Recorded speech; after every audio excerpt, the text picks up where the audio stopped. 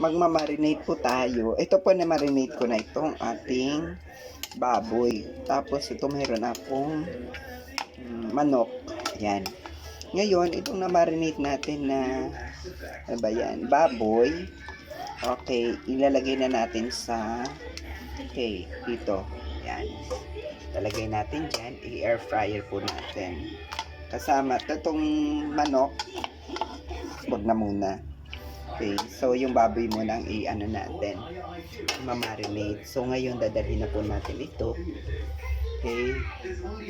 Ayan, dadalhin na po natin dito. Ayan. Kung saan niya. Okay, kita niyo yan.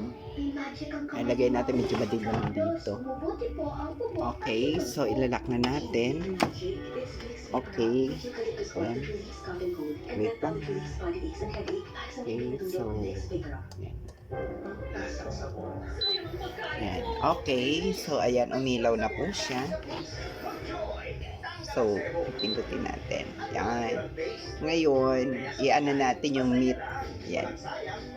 Meat. Okay. So, wait natin hanggang mag 30, hanggang sa matapos siya. Okay, ayan na po siya. Oh, wait lang. Ayan na po siya. Ayan, ito na po siya.